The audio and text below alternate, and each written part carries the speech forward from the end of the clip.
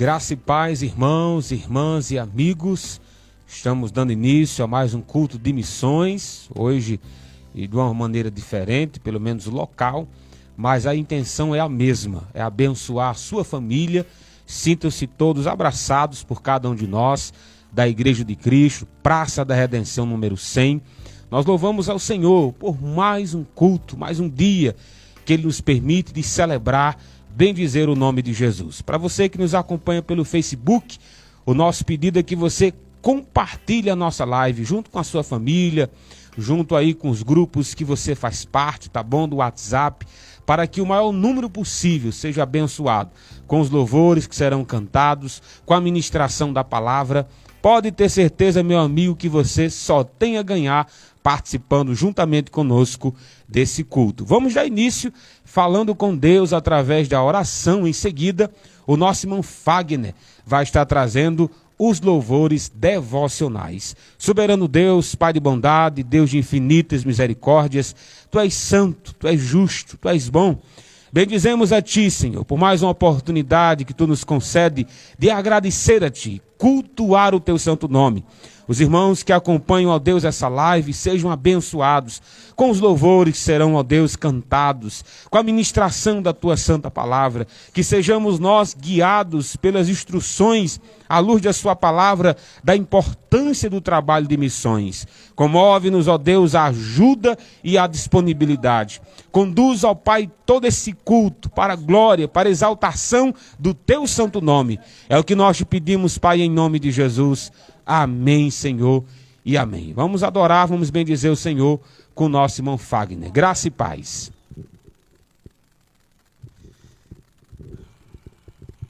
Graça e paz, pastor Arthur. Graça e paz, os irmãos e amigos que nos acompanham através da live, né? Vamos adorar o Senhor com 2 hinos congregacionais, certo? Na harpa cristã. Primeiro, 26 na harpa, Formosa Jerusalém, e também 291, a mensagem da cruz, certo? Ambos na harpa cristã. Vamos adorar a Deus em nome de Jesus. E você que está em casa, canta com a gente.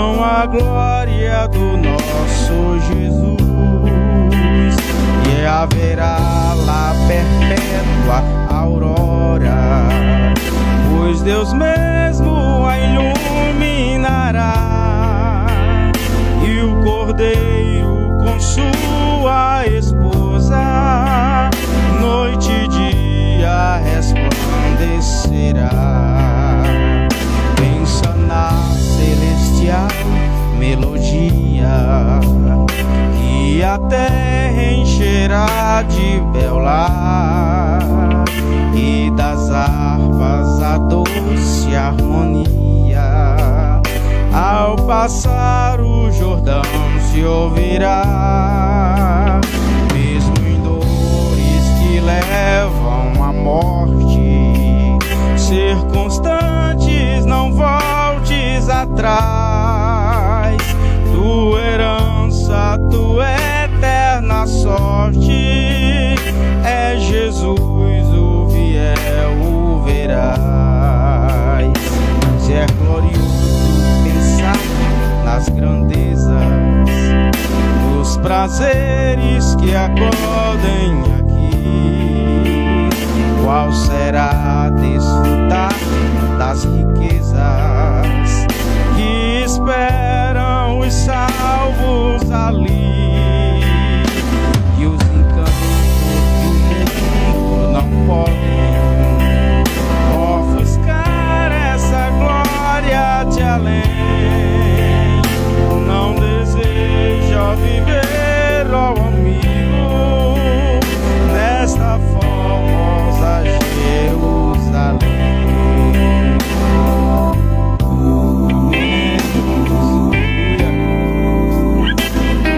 291 também lá.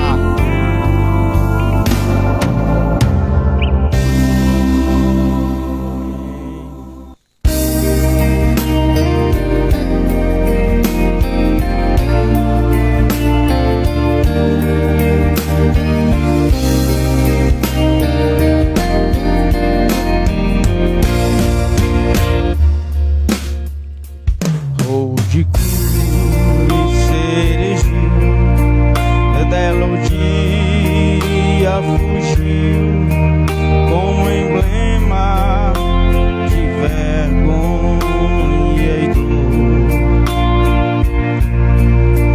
Mas contemplo esta luz, porque nela Jesus deu a vida por mim, pecador.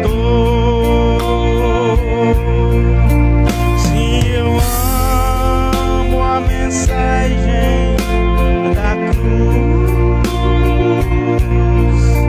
até morrer eu a vou proclamar. Levarei eu também minha cruz, é por uma coroa trocar, desde a glória dos céus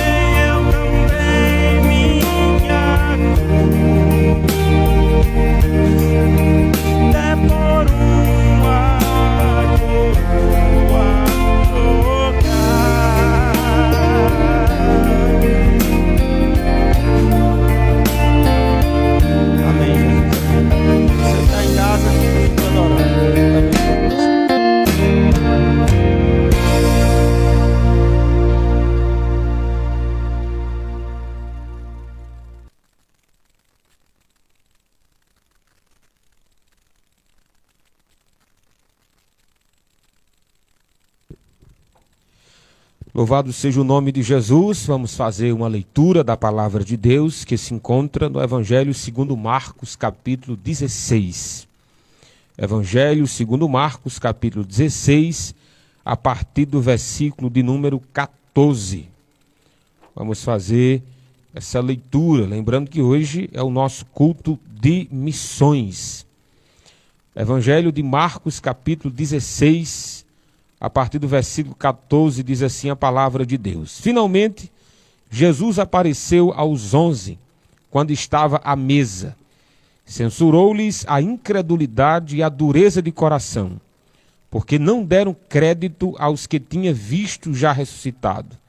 E disse-lhes: vão por todo o mundo e pregue o evangelho a toda criatura. Quem crê e for batizado será salvo. Quem, porém, não crê, será condenado. Estes sinais acompanharão aqueles que creem. Em meu nome expulsarão demônios, falarão novas línguas, pegarão em serpentes, e se beberem alguma coisa mortífera, não lhes fará mal. E se puserem as mãos sobre enfermos, eles ficarão curados. De fato, o Senhor Jesus, depois de lhes ter falado, foi recebido no céu e sentou-se à direita de Deus. E eles foram e pregaram por toda parte, cooperando com eles o Senhor e confirmando a palavra por meio de sinais que se seguiram. Vamos falar com Deus. Pai, nós somos gratos a Ti pela leitura da Sua palavra, pelas verdades aqui ditas. Ô Senhor, desperta-nos a importância de contribuir para missões. Desperta, ó Deus, sobre a importância de pregar o Teu Evangelho. A nossa família, dentro do nosso próprio lar. Aonde esse culto, ó Deus, chegar, independente das cidades, das comunidades rurais, que vidas sejam tocadas. Te bendizemos, Senhor, pelo privilégio de ouvirmos a Sua palavra e que vidas continuem a serem transformadas com o poder que ela tem. Tudo isso, Pai, é que nós te pedimos em nome de Jesus. Amém, Senhor, e amém. Meus irmãos, para você que está na sua casa e deseja contribuir com o seu dízimo, com a sua oferta para a manutenção da casa do Senhor, eu quero passar aqui para vocês, já está fixado aí nos comentários da live, está fixado aí o comentário do Adriano Góes, tá bom? Nós temos 2 contas bancárias onde você pode mandar o seu dízimo e a sua oferta, lembrando que o objetivo é a manutenção da casa do Senhor. Banco do Brasil, agência 0892, dígito 3, isso é a agência, e a conta corrente é 15307, dígito 9, no nome de Maria Moreira, tá bom? E a Caixa Econômica, tá aí a agência 3483, a conta é 971 189 881, dígito 6, no nome de Girnaldo Andrade da Silva, Girnaldo Andrade Silva, que é o tesoureiro da nossa casa de oração. Você pode fixar, tirar um print aí do comentário do Adriano Góes para manutenção da casa do Senhor. Vamos adorar o Senhor, vamos louvar com o nosso irmão José Francisco. Ele vai cantar ao Senhor, em seguida a gente retorna para trazer uma palavra de Deus aos vossos corações. Graça e paz, meu irmão.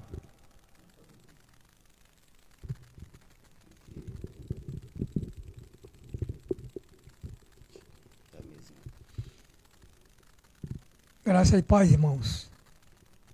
Estamos aqui fazendo a obra do Senhor da maneira que está dando certo, né? Não é a nossa vontade, não é o nosso prazer, mas obedecer aos homens é bom também. Mas o melhor é a Deus, né? Que Ele é grande e é poderoso. Portanto, vamos louvar o nome do Senhor. Meditando na Tua palavra, Senhor, nela eu encontro a forma maior, a expressão mais excelente da revelação da Sua graça. O que seria de nós, o que seria desse mundo, se a Sua graça não nos alcançasse? Porém, enviasse o Seu Filho Jesus para morrer no nosso lugar, e por isso a sua graça e basta. Graça, preciso da graça, sem a sua graça não posso viver. Graça infinita, graça eterna e santa, como pode ser? Esta graça soberana, todos os espaços pode preencher. É consumação dos planos, quais todos os homens devem recorrer. Infinito, eterno e santo, poderoso e justo, o seu nome é. Se o Deus de eterna graça, por um amor tão grande, inunda o meu ser. Ah, te quero sempre assim, ofertar o meu louvor, por sua graça revelada para mim, Senhor. Ah, te quero sempre assim, ofertar o meu louvor, por sua graça revelada para mim, Senhor. Pela vida caminhando, sempre esperando algo acontecer. Pois quem vive pela graça, pelas lutas passa sem desvanecer. Mesmo que o inimigo inflame e arme os seus planos pra nos ofender, vem de ti graça tão forte que já venceu a morte pra nos socorrer. Infinito, eterno e santo, poderoso e justo, o seu nome é. Se o Deus de eterna graça, com amor tão grande, em nome do meu ser. Ah, te quero sempre assim, ofertar o meu louvor, por sua graça revelada para mim, Senhor. Ah, te quero sempre assim, ofertar o meu louvor, por sua graça revelada para mim, Senhor. Por sua graça revelada para mim, Senhor. Por sua graça revelada para mim, Senhor. Amém. Louvado seja Deus.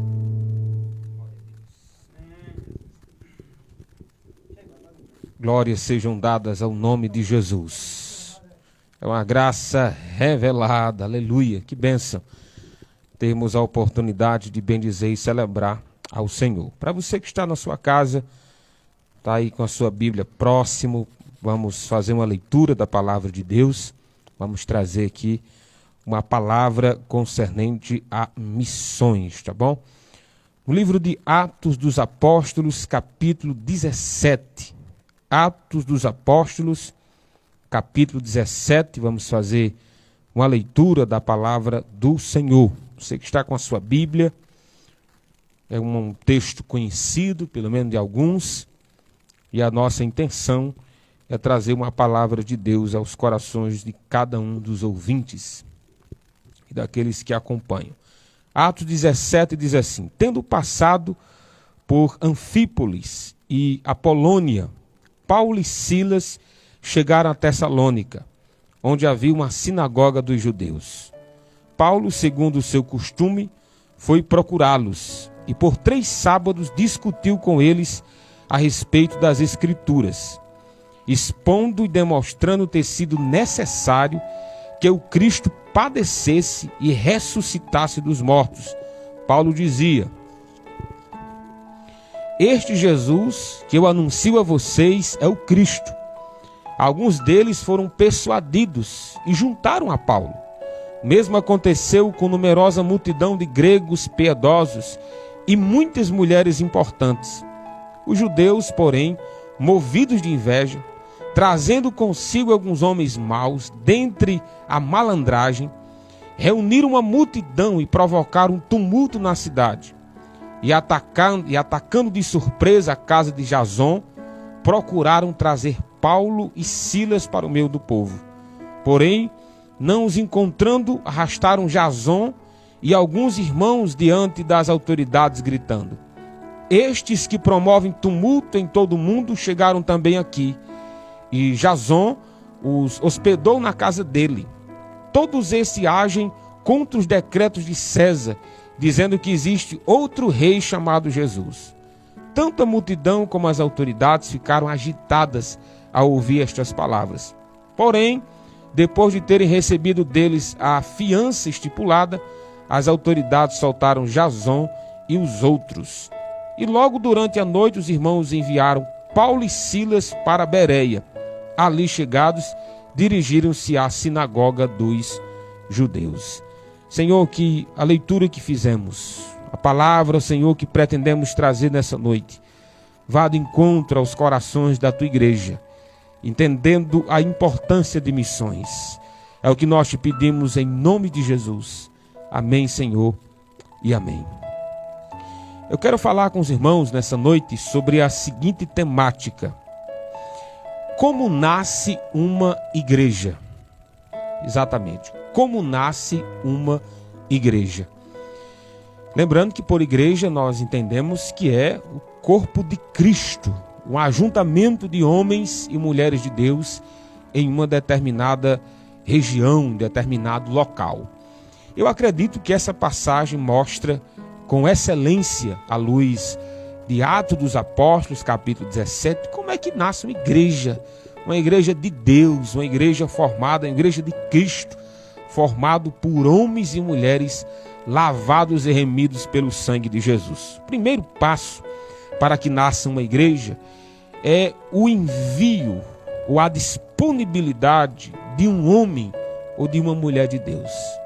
A passagem que lemos aqui diz que Paulo e Silas chegaram a Tessalônica, onde havia uma sinagoga dos judeus. O que Paulo estava fazendo?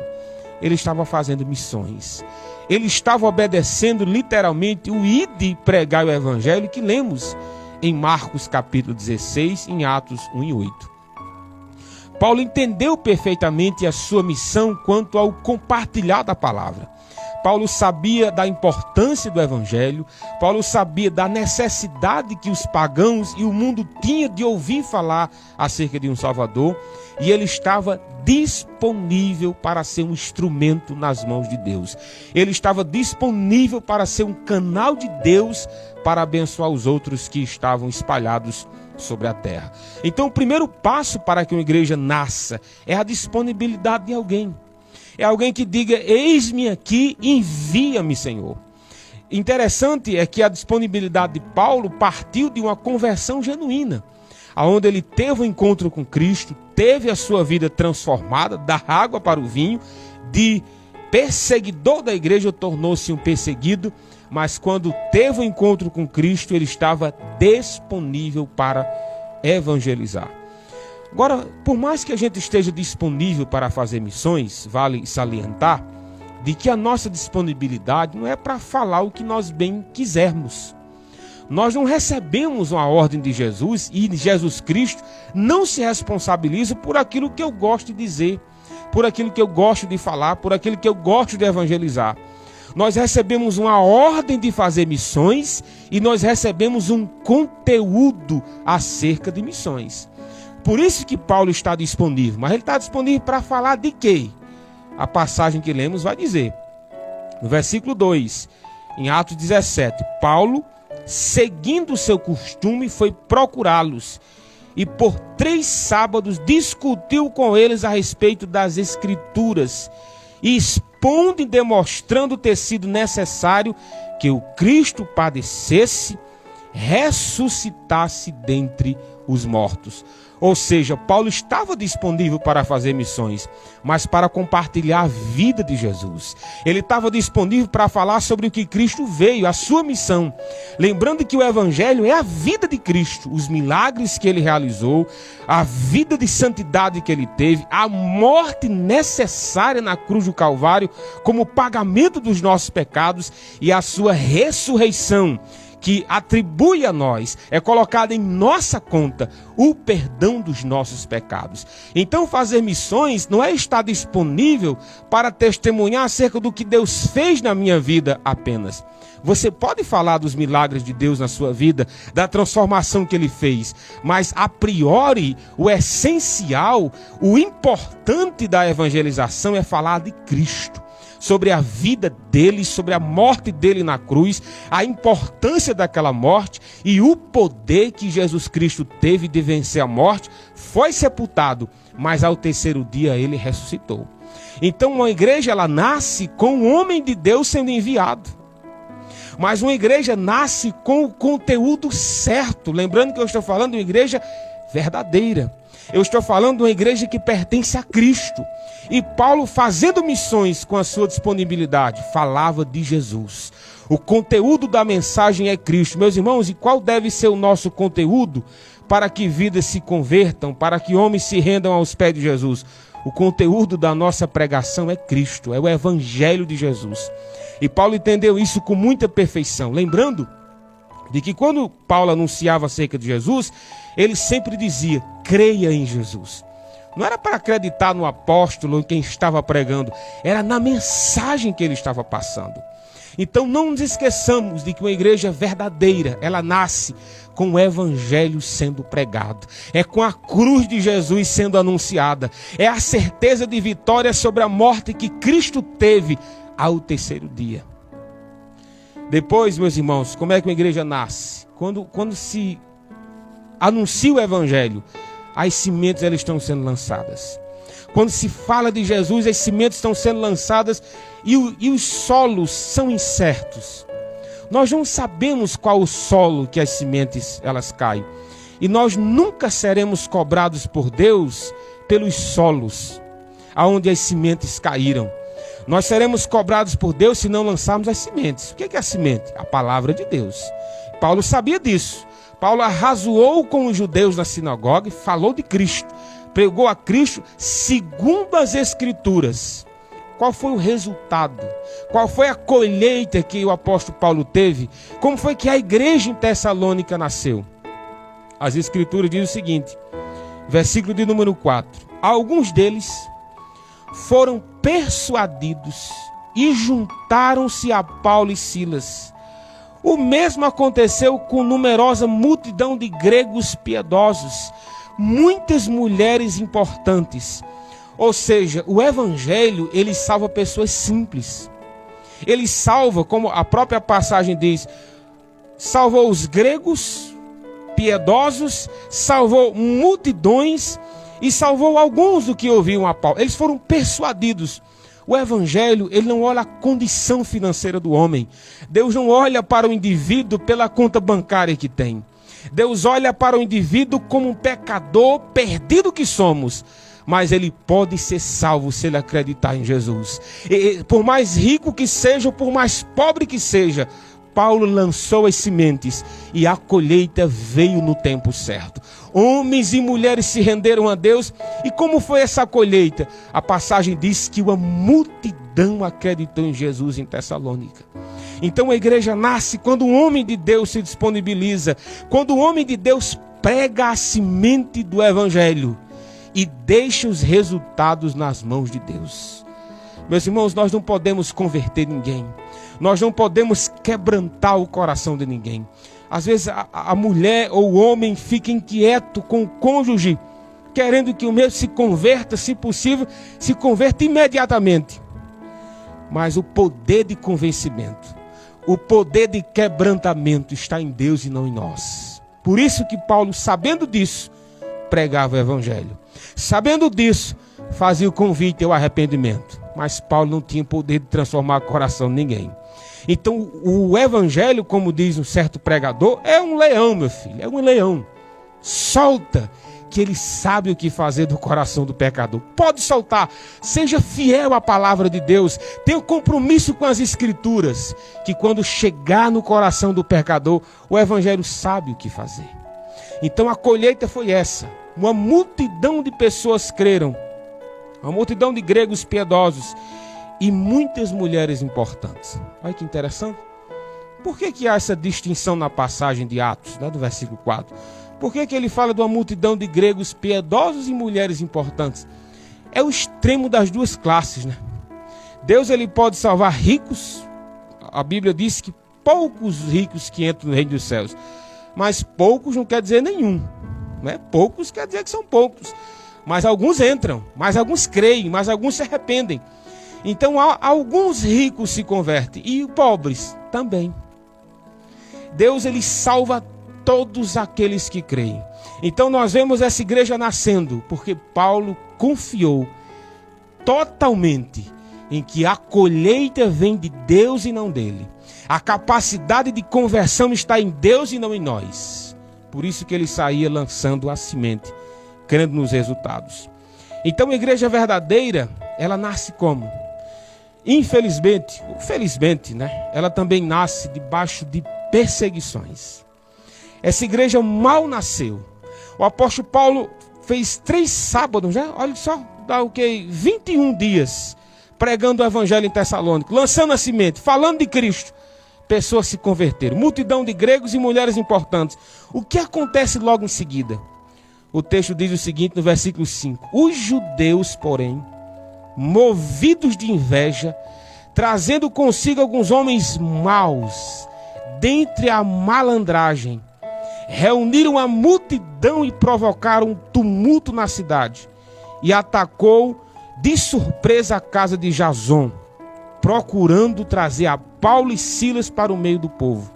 Porém, não os encontraram. Arrastaram Jason e alguns irmãos diante das autoridades, gritando: estes que promovem tumulto em todo o mundo chegaram também aqui. Quer dizer, cadê o aplauso que o mundo tinha para a igreja? Não existe, irmãos. Esse negócio de mundo aplaudir a igreja não existe. Foi Paulo terminando de pregar o evangelho junto com Silas, e o que aconteceu? Os judeus, movidos de inveja, contrataram homens maus. Para fazer o quê? Se eles tivessem pegado Paulo e Silas ali seria o apedrejamento, o linchamento. Isso mostra, irmãos, que por mais fiéis que sejamos, por mais que a igreja ela tenha nascido num berço cristão, ela tenha nascido segundo o propósito e a vontade de Deus, nós não estamos isentos de perseguições. Nós não estamos isentos de homens maus. A igreja verdadeira, ela não está isento de lutas e aflições das mais ferrenhas possíveis. Se Paulo e Silas não fogem, eles seriam mortos. Isso nos mostra que uma igreja verdadeira, ela tem perseguição. Uma igreja verdadeira, ela tem homens maus querendo destruí-la a todo instante. A todo instante. Que a gente não se esqueça disso. E para encerrar a minha reflexão dessa noite, a última etapa de uma igreja verdadeira, ela nasce com o homem de Deus se disponibilizando aí. Ela cresce quando o homem prega a palavra de Deus, toda a escritura. Ela nasce quando esperamos o resultado que vem de Deus e não de nós. Paulo lançava as sementes e Deus deu o crescimento. Ela nasce, meus irmãos, quando ela pode ser testada, quando ela pode ser provada. Ora, Tessalônica tinha 21 dias, provavelmente, né? Pouco tempo de conversão, já teve perseguição ferrenha. O que aconteceu com aquele povo? Permaneceu firme. Permaneceram crentes. Apesar de toda luta, apesar de querer matar o apóstolo Paulo, Jason, que hospedou Paulo e Silas em sua casa, mesmo diante disso, eles permaneceram fiéis a Deus. Uma igreja verdadeira, ela nasce diante de perseguições. E por último, apesar de todas essas perseguições, a passagem chama de malandragem para cima de Paulo, a malandragem em cima do povo de Deus. O escape sempre está nas mãos de Deus e não em nós.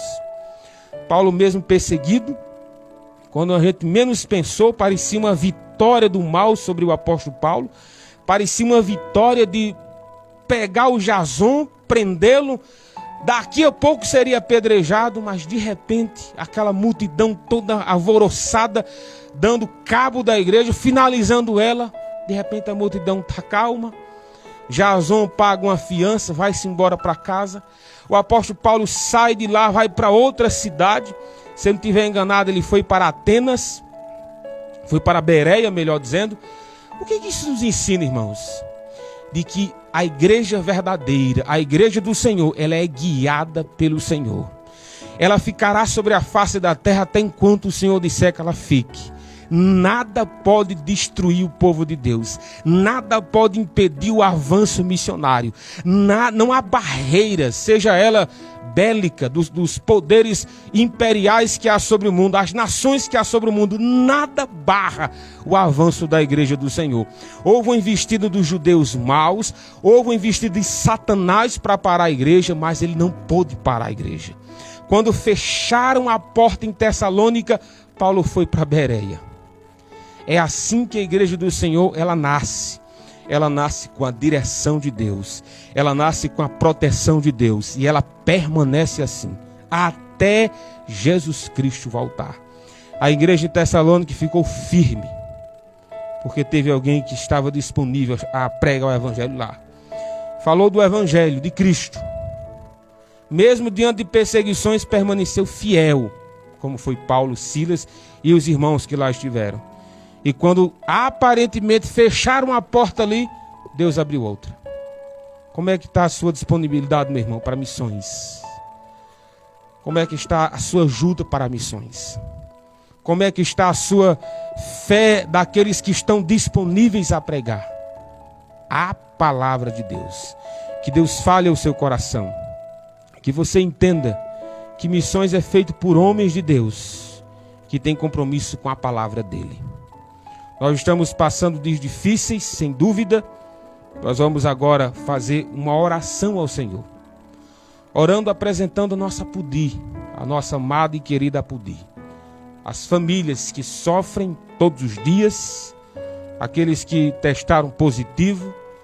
Também devemos agradecer a Deus por aqueles que estão recuperados, recebendo alta, voltando aos seus lares.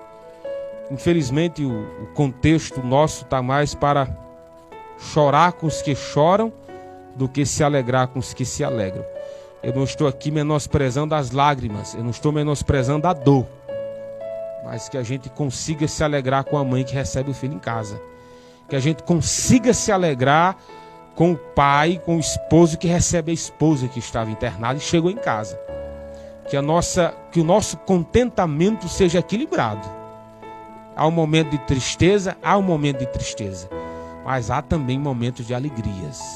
E nós devemos ser guiados pelo equilíbrio que a palavra de Deus tem. Vamos orar encerrando o culto dessa noite, em nome de Jesus.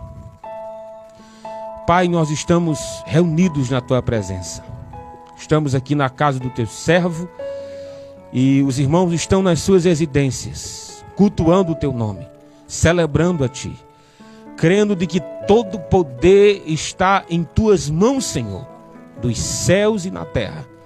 Absolutamente nada para o avanço da Sua igreja, nada para as missões que a Sua igreja realiza no Brasil e fora dela. Oramos por cada família, Senhor, apudiense que sofre, cada mãe, cada pai de família, cada irmão que nem a Deus pode dar aos seus familiares. Nós oramos por esses. Tu és o Espírito Consolador. Visita esses lares. Dá força, Senhor, a essa mãe de família, esse pai de família, dando encorajamento a continuar lutando. Nós, ó Deus, nos alegramos, pois Tua boa mão tem restaurado alguns, tem trazido de volta para sua casa, tem abraçado os pais novamente, tem abraçado a esposa, o esposo novamente. Nós te bendizemos, Senhor, porque diante do caos nós temos vitórias. Diante de experiências ruins que passamos, o Senhor permite que tenhamos vitórias e grandes vitórias. Nós, ó Deus, apresentamos os que estão enfermos, os que testaram positivo, ó Deus, para o Covid. Guarda esse povo. Ó Senhor, completa a boa obra que o Senhor começou. Visita a cidade de Apudi, ó Deus, com tempos de paz, com tempos de bonança. Ó Senhor, guia os nossos médicos que estão na linha de frente, guardando-os e protegendo-os e direcionando todo o que fazem. Oramos, Senhor, pelos enfermeiros, pelos técnicos de enfermagem.